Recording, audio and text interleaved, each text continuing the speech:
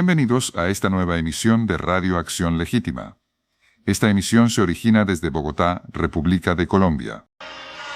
¡Conmigo! ¡Que vayan buscando escondedero! Porque yo no necesito ni chaleco antibalas, ni esa urna de cristal que usan los cobardes. ¡Aquí estamos, de frente y sin miedo! Pero eso, compatriotas, no es lo peor. Lo peor ya empezó. Los criminales, los narcoterroristas, los de siempre, el régimen, los miembros de la casta, de la rosca y del establecimiento que se unieron, ya se dieron cuenta de que el pueblo me escogió. Fue capturado y liberado sin más ni más un hombre que se hizo pasar como miembro de mi esquema de seguridad, sin serlo, por supuesto. En poder de ese tipo había publicidad de mi campaña, unos binoculares, y en su celular había videos del montaje del sitio en el que horas después estaría yo en tarima en Envigado. ¿Qué pasó con ese personaje? Nada. Lo soltaron. Nadie ha investigado nada sobre el hombre que hacía inteligencia y fingía ser uno de los miembros de mi cuerpo de protección, de mi cuerpo de seguridad. A esto se suma el cobarde asesinato de dos valientes miembros de mi campaña, Roger Mauricio Devia y Fabián Cardona, en territorio del Alto Ariari, en el departamento del Meta, zona controlada por el narcoterrorista Calarcá. El viernes pasado los asesinaron. Según fuentes de inteligencia que me han contactado, me han llegado con esta información. Ese criminal ordenó esos homicidios para mandarme un mensaje claro: que fuera al entierro de mis líderes muertos en zona dominada por él, y allí me iban a dar de baja. Y miren, además de eso, durante el fin de semana que está pasando, han llegado amenazas a coordinadores de la campaña en al menos 3 departamentos del país, las cuales también han sido, por supuesto, denunciadas ante las autoridades. Mientras todo esto sucede, desde otros sectores políticos se atreven a insultarme porque uso chaleco antibalas o atril blindado.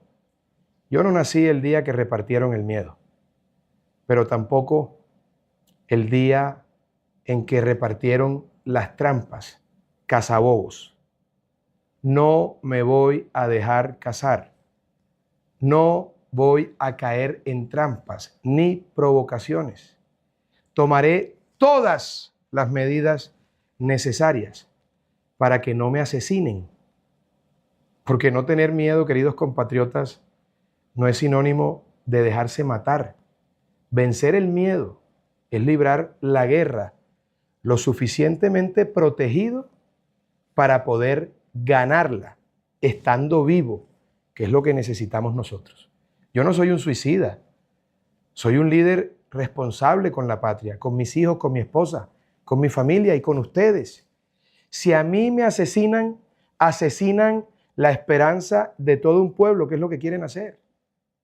Se ha expresado. Mire, esto me lleva a preguntarle por una casi que consigna que usted ha tenido durante estos meses de campaña, el acuerdo nacional. ¿Cómo no? Álvaro Gómez hablaba del acuerdo fundamental, me imagino que esto es distinto.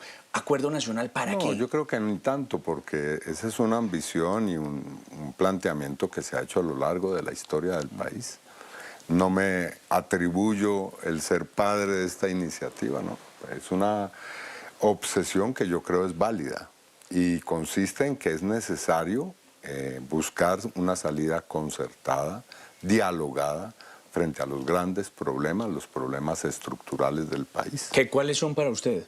Bueno, la lista puede reducirse tal vez a 5 o 6 grandes problemas. Creo que están ahí: el problema de la violencia, la paz, la seguridad, el problema del narcotráfico, el problema del desarrollo de los territorios y las reformas sociales, la situación de corrupción o mega corrupción que hay en el país, cómo hacer realmente de nuestra democracia una democracia participativa, cómo resolver el problema fiscal, por ejemplo.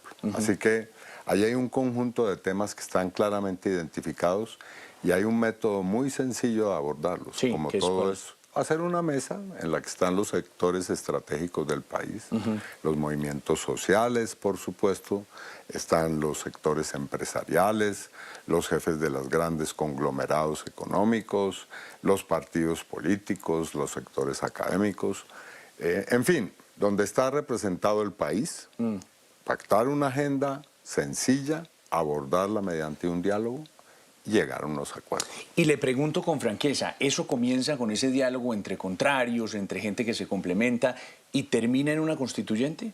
Pues si hay un acuerdo en esa mesa para eso, pues sí.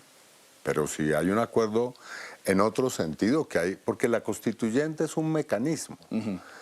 Aquí hay una discusión enorme, eso es muy propio de nuestra cultura, que es bastante legalista, sobre un mecanismo, pero más importante que eso es si tenemos el acuerdo sobre los temas, si hay una voluntad y un consenso en el país para que sectores que hemos estado involucrados en tantas pues disputas, luchas, a veces gestas históricas, podemos encontrar una solución.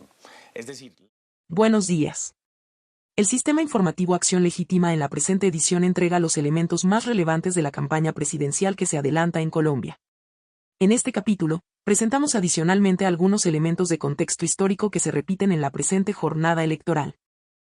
Tal y como ocurría en 1990, la sensación pública hoy es de crisis institucional. En los 90, el asesinato, en menos de un año de Galán, Jaramillo, Pizarro, generaron en la conciencia colectiva un nuevo acuerdo nacional que terminó en la séptima papeleta. Los nexos aparentes entre actores armados y el trabajo político históricamente han cobrado víctimas. En el pasado, la violencia que golpeó a la Unión Patriótica fue consecuencia de su inusitado auge electoral. Este antecedente histórico podría tenerse como un serio hecho indicador frente al futuro de nuevas manifestaciones políticas que participan en el actual debate electoral con relativo éxito. Ya hay víctimas de violencia política declaradas en el departamento del Meta, en hechos que podrían interpretarse como ejemplarizantes para sus copartidarios de continuar con su gesta política. Las guerrillas y paramilitares han combinado la acción política y militar, inspirados por sus jefes de cuello blanco que nunca han sido tocados por la justicia colombiana. Históricamente, su actividad política se reconoce en su inicial subordinación a organizaciones partidarias.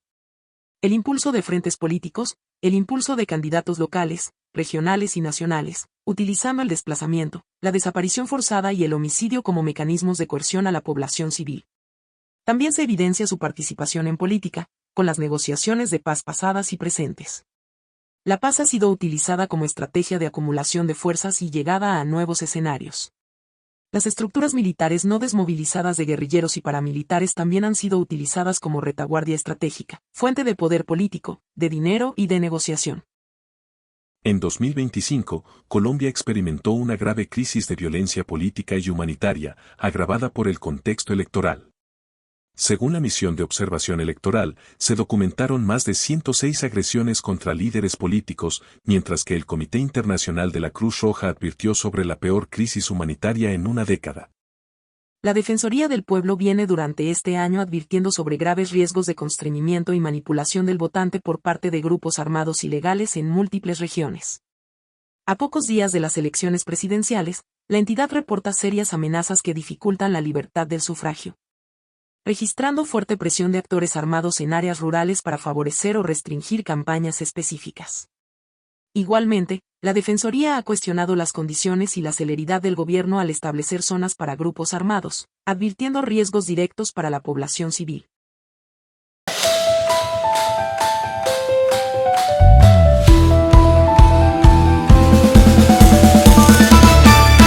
Hasta aquí la presente emisión. No olvide dejar sus comentarios. Hasta entonces.